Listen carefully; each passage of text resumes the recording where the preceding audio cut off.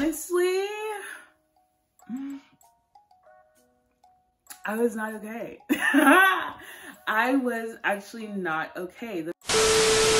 Hey you, if you are new to this channel, hi, my name is Bernice, aka Nicia, and if you're returning, welcome back. As you can tell by the title of this video, today we are going to be discussing my post-grad life. Okay, without further ado, let's get straight into the video. So let's get into the video with discussing what I did not expect from this season. So the first thing that I did not expect or even think that would happen to me is post-grad blues. Some people call it post-grad depression, post-grad funk, post-grad anxiety, post-grad.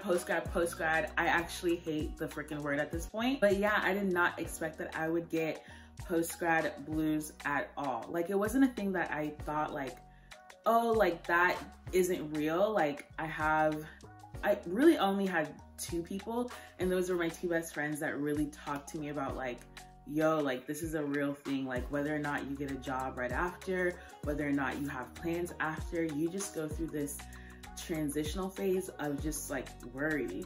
And I just honestly, being real with y'all, I just did not think that that was gonna happen to me. I didn't think that it was gonna happen to me because I'm not the type of person to be in a funk for too long. Like if something bad happens, I allow myself a day, maybe a day and a half, and then we gotta keep it going. We gotta keep it going. And honestly, I was not okay. Cut the cameras. I was actually not okay. The first 2 weeks, so I graduated in December 12th to be exact. And then for the rest of the month of December, like you're just celebrating life. Like I'm celebrating Christmas, I'm celebrating New Year's, I'm celebrating the fact that I just graduated. So come January, the first 2 weeks, it was rough. And I mean roughly rough. Like I was down and I was out. I was down and out. It was rough. Like I can't even, actually I remember the day that it hit me. It was like December 3rd or 4th. And it was just like anxiety, stress, confusion, sadness were all just weighing on my chest. And that day I cried and I cried and I cried. And then guess what? I cried some more. And for the first 2 weeks of January, I just was lost and confused and filled with so many emotions. Like it was not good. It was not good. The second thing that I did not realize or think about was the fact that like everybody, like their life keeps on going. Like regardless of how I'm feeling, where I'm at in life, like everything just keeps on going. Like after the holidays ended, my parents went back to work, like my siblings went back to their respective colleges, and my little sister went back to school. And regardless of the fact that I was in bed doing absolutely nothing, like life was still going. And I just was like, oh my God, like y'all have lives, like for real, like y'all just don't leave me here. Like my boyfriend went back to work and I didn't talk to him all day anymore. And it was, it was lonely. It was lonely. Like people have lives to live. Like you might not, you might not have a life to live because you're not doing anything, but other people do. Like life goes on without you. And the final thing that I did not realize or I didn't think would happen was literally just like the realization that who I was post-grad and who I was in college is no longer who I am now. Like it's kind of hard to describe, but I personally literally felt like that girl is gone and now I'm this new person and I'm still trying to figure out who is this new person, what is she like, what is she not like what does she want to be, like who literally essentially who am I? Like I literally felt like this girl that had her like own identity in college and she was just her. Like I felt like she was like a distant figure. It was like literally like a night and day situation. Like I look back at my pictures in college and I'm like, wow, you're beautiful, you're stunning, oh my gosh, you did the dang thing. Like you are so happy, so full of life, so ignorant to what's to come, sis. And I look at myself now like, who are you? Like literally like, who are you? Because I don't know who you are. I'm just trying to figure out who she is. Like, who am I? Who are you? That's the real question. So after all of that, now let's talk about where I'm at right now. So I told you guys briefly about the 2 weeks in January. So this is now the last week in January. And who and where I am now mentally, spiritually, and physically is so different than where I was at 2 weeks ago. Now I'm at a place where I'm a lot more hopeful of my future. I'm at a place where I'm more disciplined and definitely a lot more motivated than I was.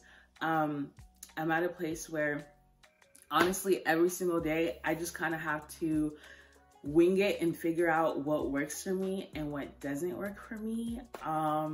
In terms of living in my parents' house, honestly, I'm blessed. I'm blessed. Oh my gosh, I'm so blessed to say that my parents really aren't on me in terms of like, find a job right now. What are your plans? Like they're really like not breathing down my throat.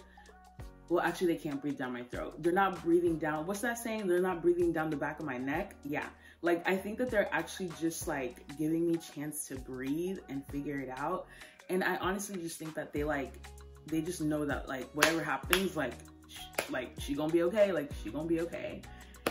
And I'm so thankful for that. In terms of like my friends, shout out to the fact that I have like really great friends that are constantly reaching out, constantly checking up on me. And yeah, and in terms of just like my mental state now, I think that that's doing a lot better because my spiritual state is doing a lot better.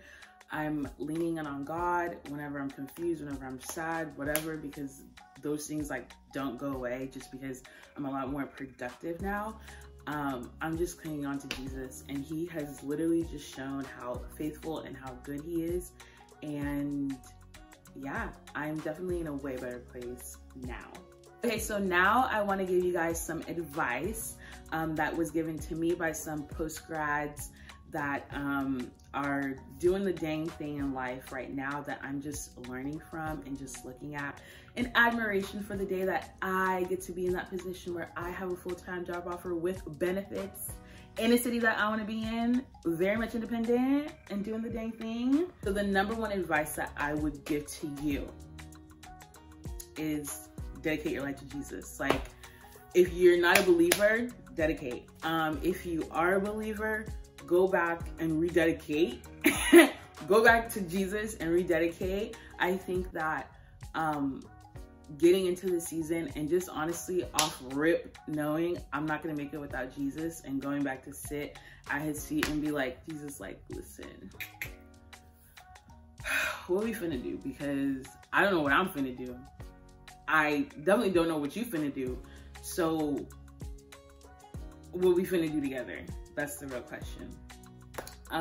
My second piece of advice would be to build a schedule for yourself. I think that one of the hardest things about transitioning from college to post-grad, in my perception and in my vision right now, just being home for 1 month, is literally the fact that for the first 2 weeks, I did not have a schedule. And it was just kind of like left up in the air. Like I would wake up and I don't know what I'm doing. I don't know what I want to do. Like, so let me just not do anything. And that, to me, being an atypical person, it just wasn't it. And I realized that whenever I made a schedule for myself, like things just started to change and shift and actually help me, because I know exactly what my purpose for the day is. My third point, and honestly one of the best decisions that I've made, is to honestly be open and transparent with the people around you.